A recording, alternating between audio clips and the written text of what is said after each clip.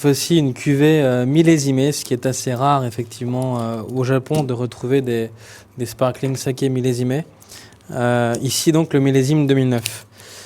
Chez nous en France, ce millésime a toujours tendance à donner des vins un petit peu démonstratifs, denses et opulents.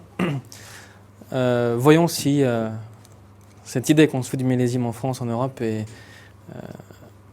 répercutée au Japon.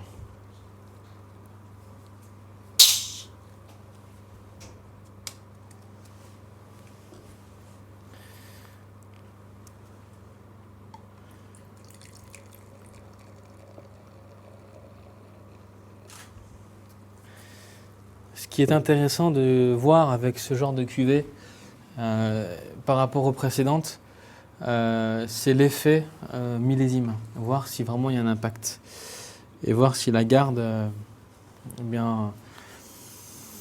si la garde a vraiment un effet intéressant sur le sparkling. On va voir tout de suite. On retrouve une robe relativement dense, jaune paille.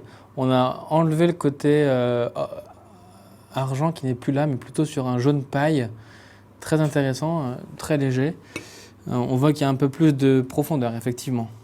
Une bulle qui, elle, par contre, reste extrêmement fine, très délicate, avec vraiment un cordon de bulles très très fin. Donc un œil, je dirais un examen visuel plutôt attrayant, avec cette couleur dorée, plutôt magnifique. Au nez, on a plus de complexité. Je trouve qu'on est sur des arômes plutôt céréales. La céréale, le blé. Des choses très intéressantes parce qu'on est vraiment sur des intensités très fines, très raffinées, très élégantes. À l'ouverture, les céréales restent toujours. J'ai aussi un petit peu ce côté épeautre, ce côté céréalier qui est très joli, un peu sarrasin. Mais relayé par une complexité intéressante au niveau aromatique, on peut aussi partir sur des arômes différents. Je rejoins un petit peu le côté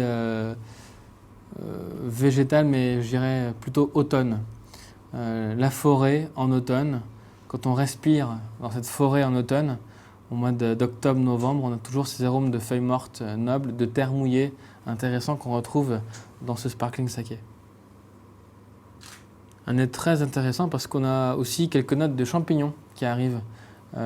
Légèrement, mais nobles, frais, champignons frais,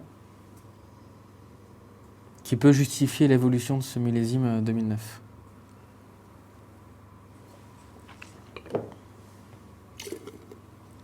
En bouche, on garde beaucoup d'énergie, beaucoup de vivacité, avec une attaque en bouche très fraîche, des bulles fines, mais des bulles,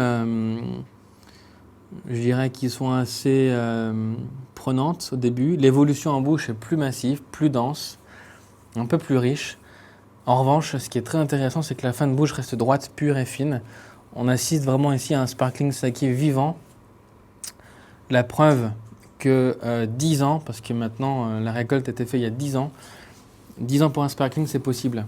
Et la garde est intéressante.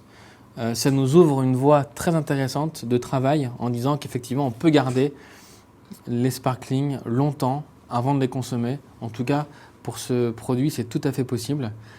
En termes d'accord,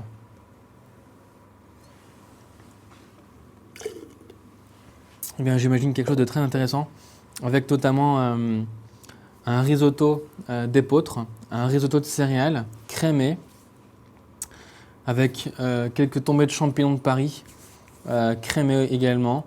Ce risotto d'épeautre, ce risotto de céréales va être très complice, une entrée de restaurant très élégante, très automnale.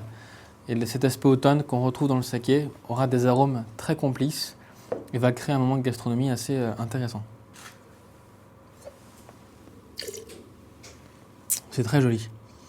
Et effectivement, je pense que l'accord avec le risotto à l'épeautre va être particulièrement fantastique. Merci beaucoup.